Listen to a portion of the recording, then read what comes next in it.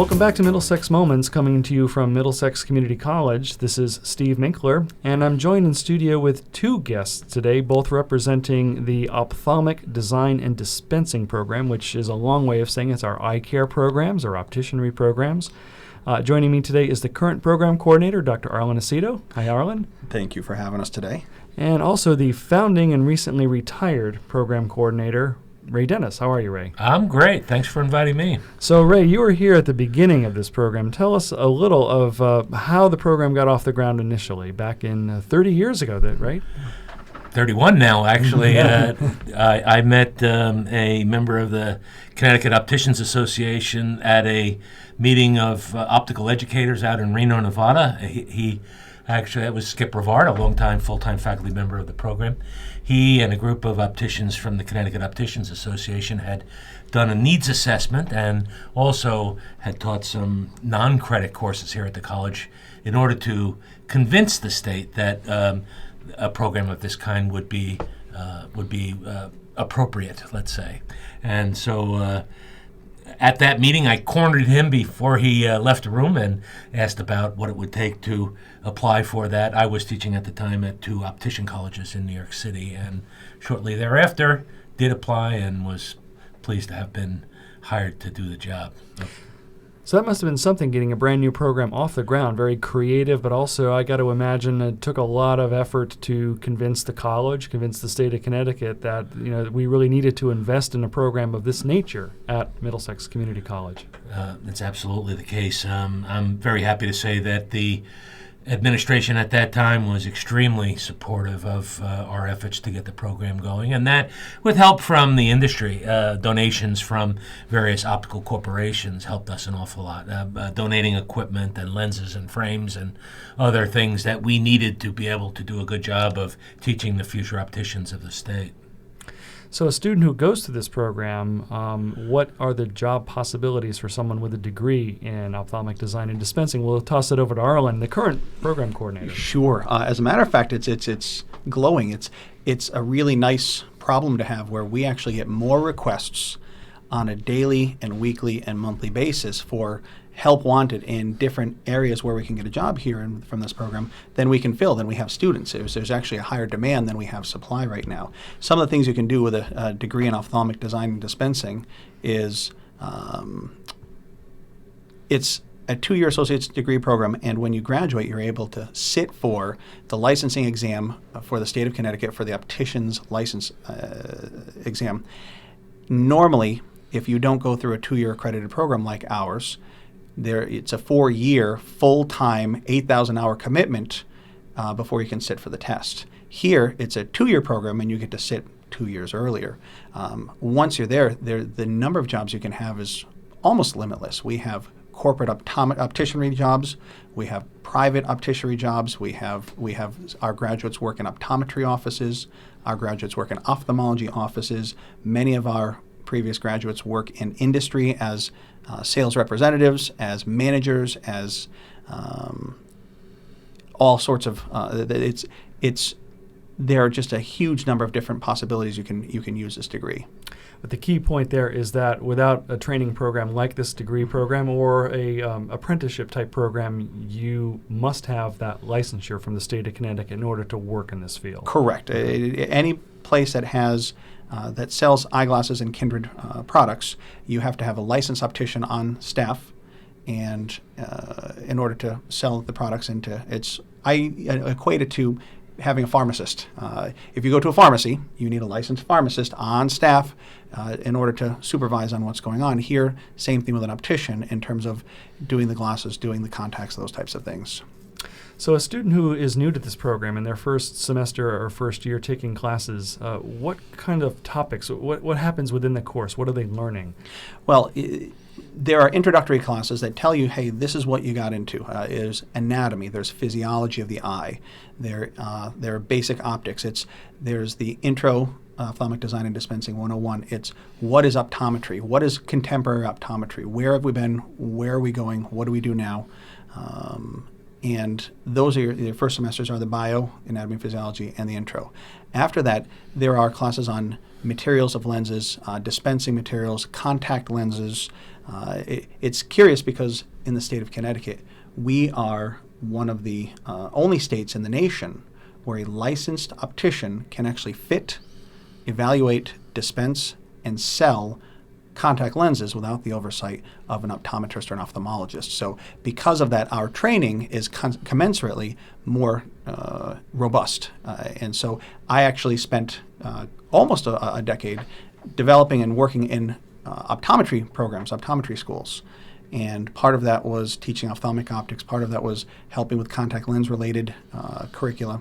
And I'll tell you, a lot of the things that we teach here at an opticianry program were the very same subjects and subject matter that we taught at optometry school when it comes to contact lenses. Okay. So Ray Dennis, when you started the program, how important was it to you and your colleagues to make sure that a program like this, a healthcare program, was recognized nationally? Well, from the very beginning, we designed the curriculum based on working backwards from the requirements of the accrediting body, the Commission on Opticianry Accreditation, or COA. And so we looked at what their requirements were and said, okay, how are we going to accomplish this one? How are we going to accomplish that one? And of course, I had the benefit of having a teaching assignment at two colleges for opticians in New York City, Brooklyn, New York City, then Community College, where I attended school, and also at Interboro Institute in Manhattan. So I was able to steal ideas from both of those programs and put together what I thought was a unique approach. And that approach included having the students only need to be here 3 days a week. And the beauty of that is that that gives them the opportunity to work in the retail business while they're going to school. I'm convinced that just going to school to learn to be an optician is not enough. Just working on the job as an apprentice is not enough. It really is a combination of the two. And by packing all of the courses, both optical and general education, together in a 3-day schedule allows us to, our students to go out and work in various retail optical outlets and gain experience, both practical and didactic, here at the college. And I would imagine, too, that because the classes are concentrated in 3 days a week, that the students really learn together as a team throughout Absolutely. the whole program. And the great thing is the stability of the program. When our incoming class this semester will be starting taking classes Mondays, Wednesdays, and Fridays. Well, it's a 2-year program. For the entire semesters they're here this fall, this coming spring, and then the next year, it's the same 3 days a week so that they can plan accordingly with their life and with their schedule. And it's when I was a lot of times when we're in undergrad or if we're in community college, you sometimes bounce around with different classes, different folks. Oftentimes, if we have 24 people in this class, it's the same 24. So you form a camaraderie, you form a relationship, you form a family-like bond, and it's really a difficult program, but it is really doable with the support and working together as a team. And this is not like we're competing against one another in school, like we're not all in high school trying to get into better colleges or we're trying to get into better law schools. We're trying to be the best professionals we can, and we encourage collaboration and student learning together. And I think when you're with the same group of people that you start to learn to know and trust and really appreciate and get to respect, that really helps the whole educational process. It makes it a lot easier to accomplish. And what kinds of facilities does the college, Middlesex Community College, have for its Ophthalmic Design and Dispensing program? Ray had mentioned earlier in the program how the founding administration had been very supportive, and I would have to argue the current administration has been remarkably supportive as well. We have a working clinic where we provide it's a student-run clinic where we actually sell eyewear to the students, the faculty, the general public, and it's generally open 2 days a week at various hours, and the students get a hands-on experience where they're running the clinic, where they learn how to fit, they adjust, they problem solve, they do the business end of things as well. We have a huge area where we have multiple devices called edgers, lens edgers, where we fabricate the glasses in-house. We actually take lenses that literally look the size of a hockey puck, and then we can shape, size, position them, and the students make their own glasses as part both for patients and for coursework so that they have that real-world experience.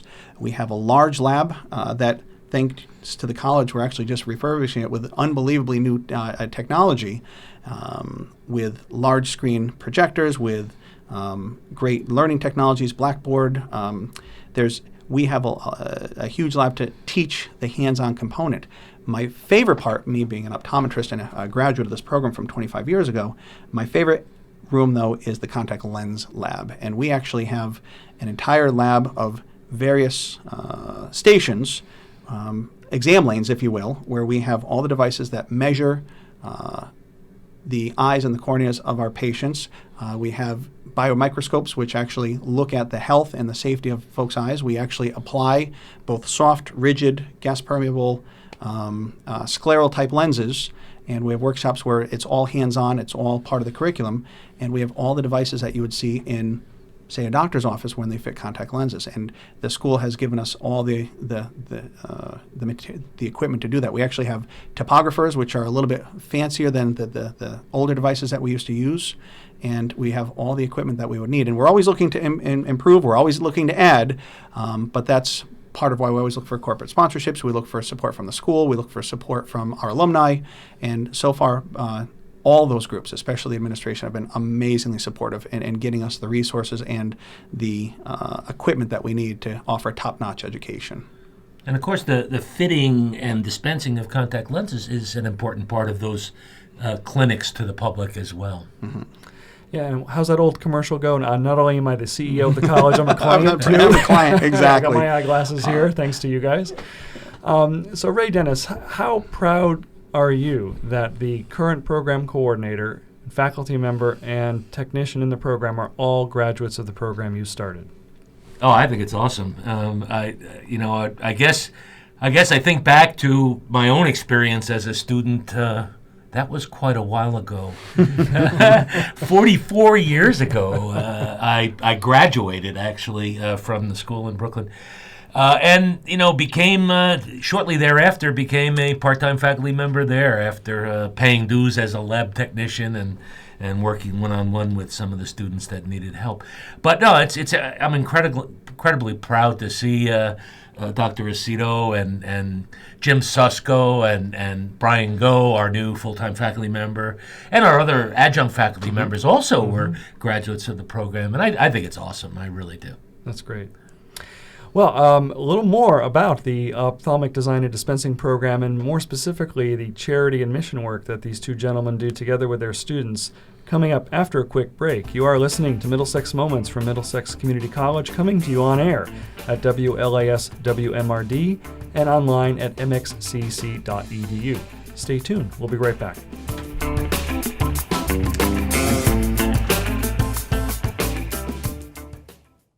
So the ODD program is actually a really interesting, rewarding program here at the college. It's Ophthalmic Design and Dispensing, and we teach the art of opticianry, which is fabrication, fitting, dispensing of eyewear solutions, contact lenses.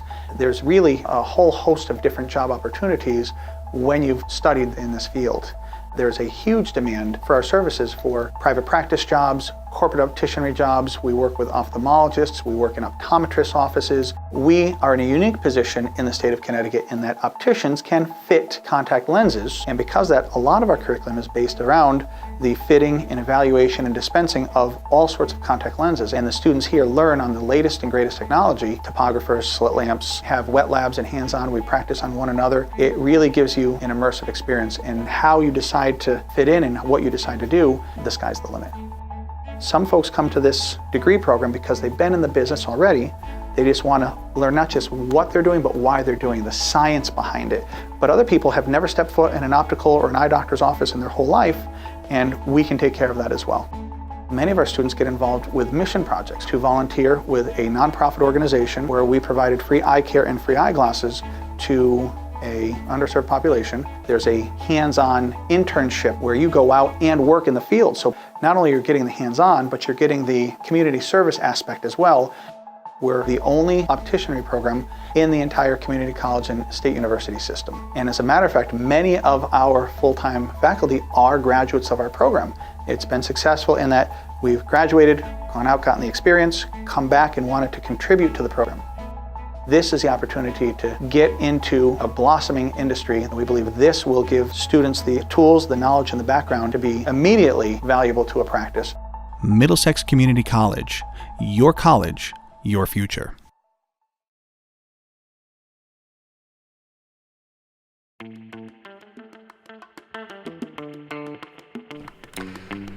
Welcome back to Middlesex Moments, coming to you from Middlesex Community College.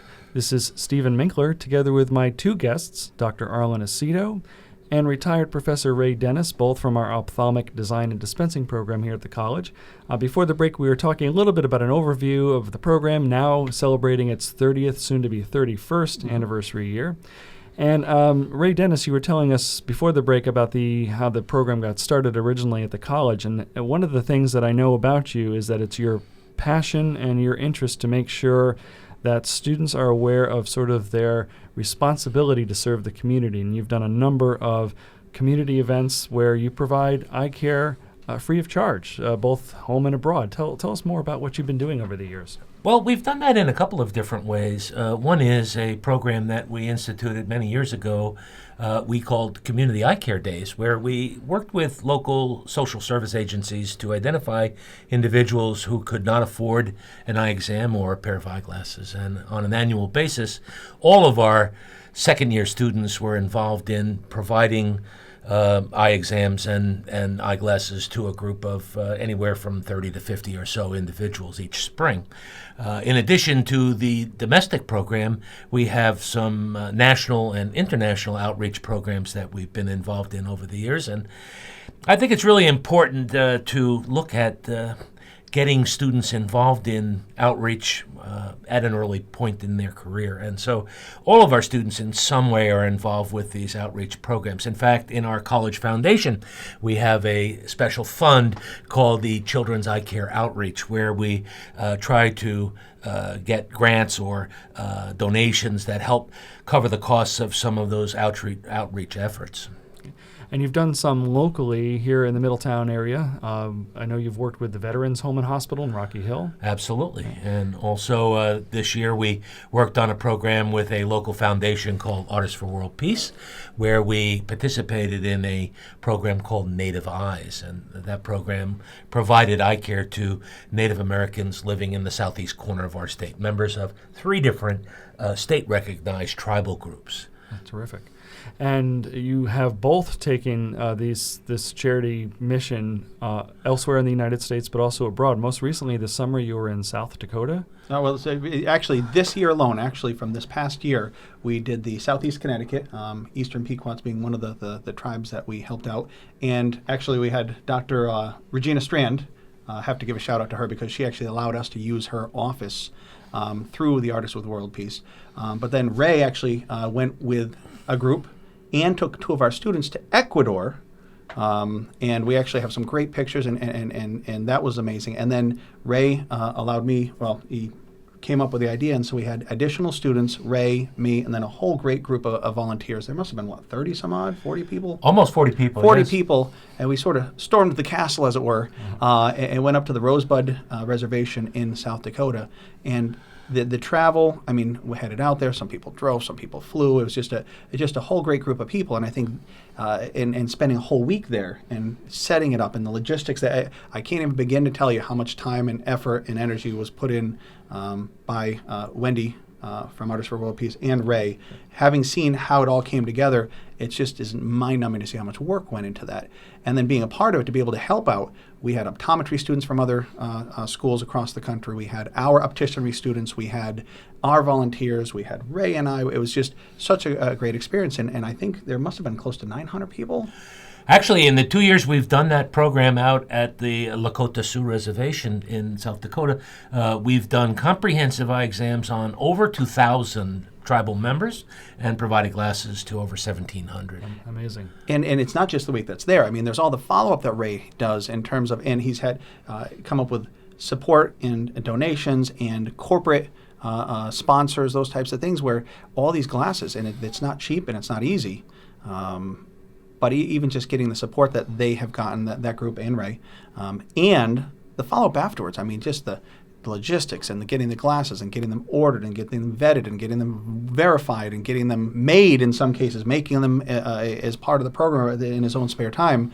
It's not just you go for a week and it's done. It's just an ongoing challenge that the amount of time and effort and truly the dedication to this is just second to none. And that was just one of the programs. They're just one trip. And when you look at all the other ones and I think setting that example and me trying to sort of emulate and take that on and continue that legacy, and then to show that to the students, really sets a good example for what they should be giving back to our fellow citizens, our community.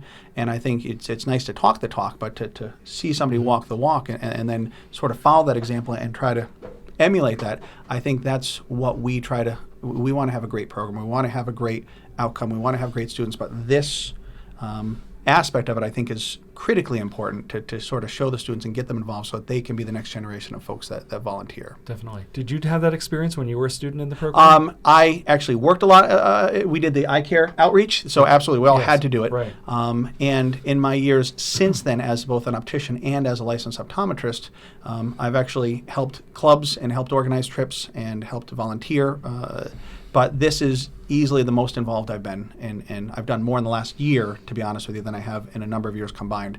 And that's, again, through his example and his dedication to this. It's really, to be quite honest with you, very, very, it's been impressive to watch, and it's been nice to turn around and sort of try to carry that torch and continue and join with him and help continue that mission. In spite of the fact that in January, for example, we'll be going to Ecuador again, our hopes are that we'll have the funding necessary to bring a couple of students on that trip. And as would be the case in all of our international trips, we'll probably be making a couple of hundred pairs of eyeglasses to distribute while we're there. So the second-year students in the program will be making those glasses as part of their classroom responsibilities. They'll be graded, and we'll be able to package those up and bring them with us when we go down to Riobamba, Ecuador, where at least two of our students will be there. We actually picked their names out of a hat. Okay. And the nice thing is it's not just a couple of students that go on these trips that are playing an important role, because every student in that class will be making eyeglasses and helping in a very important way. Well, and I think it's really fair to point out that the reason we pick it out of a hat is there's so much interest in going. There's just only so many spots for these types of trips, and I think that speaks to the student body that we have that really want to make a difference. And the funding for these trips is a combination of funds from the Children's Eye Care Fund at Middlesex Community College Foundation. That's correct. And the Artists for World Peace under Executive Director Wendy Black-Nasta. We talked about her. You also have other foundations that support these trips? There are a number of different organizations that I've kind of pulled together, organizations that I've worked with in the past. And for a big effort like the one out in South Dakota, we really needed to have a larger group of people. In fact, we're in the process of planning next year's right now, and it looks like we're getting bigger. We're actually now including students from a couple of optometry schools that, in fact, Dr. Aceto formerly worked at, and that's giving us the ability to reach a larger group of people with our outreach and care. Yeah, that's amazing. So thousands of people over the last 30 years have been helped by these outreach efforts by the OD&D program at Middlesex. That's fantastic. Yes, it is, and you know, we're taking care of a local need, which I think is very important. But the need elsewhere is so much greater. It's sad, but the smiles you see when you hand them that pair of glasses make it all worth it. Great. Well, I think, for anybody who's listening to the program today who would like to contribute to this effort, I would direct you to our Middlesex Community College Foundation website, which is mxcc.edu/foundation. Or to get more information, you can simply call my office, and we'll make sure you get connected to either Dr. Aceto or Professor Dennis or the foundation. You can call 860-343-5701. It's a great, great outreach effort and touches so many lives. So I'm going to ask Dr. Aarlan Aceto, looking ahead the next couple of years of the program, what do you see ahead for the program being its new coordinator? Well, I think the foundation that's been laid in the first 30 years is second to none nationwide. There are opticianry schools all across the country, but I would put us potentially at the forefront of that. But everything's changing. Technology is changing. The delivery of healthcare, the delivery of eye care specifically, it's evolving. And so our job is to look at some of the trends and keep everything state of the art, to keep everything where it's contemporary. What do our graduates need to know in an evolving workplace and an evolving profession and in a healthcare delivery apparatus? Will they have what they need to learn? Will they be proficient at it? Will they be able to be employable? Will they be great professionals when they get out of here?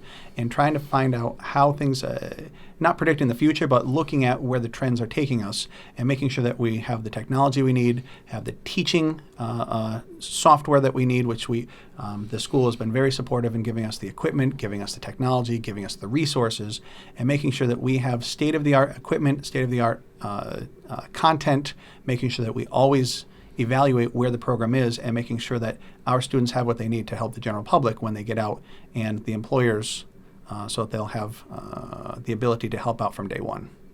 And I think one of the things that both of you have impressed upon me in particular is that as society changes and things are evolving and how we purchase everything, including eyeglasses and contact lenses, that nothing can replace the personal care you get from a licensed optician and optometrist as well. So I think that's something you do impress on the students as it's more than a technician's type of a job. Right. It's really, truly a licensed healthcare professional. I mean, it is a license in here in the state of Connecticut. I have a license as an optometrist.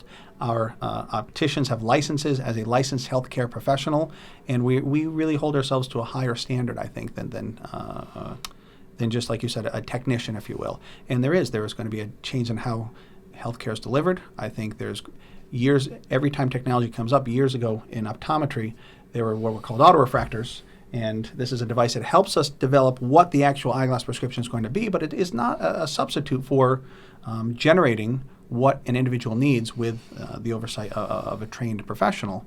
And it was interesting because 30 years ago or so, when they first came out, a lot of folks said, "Oh, this is going to replace the patient-doctor interaction," and it turns out that wasn't the case. Now every doctor I know has one in their office and uses it as part of the care.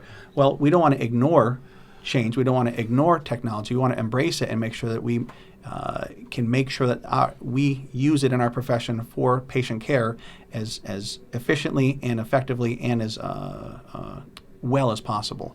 And so keeping up to date with all the trends technologically, whether it's online, telemedicine, the machines we use to simply produce the lenses and frames and the lens technology has advanced leaps and bounds from where it was 10 or 15 years ago. So keeping on that cutting edge to make sure our students always are up to date with the latest in technology, I think is one of our key components. That's fantastic.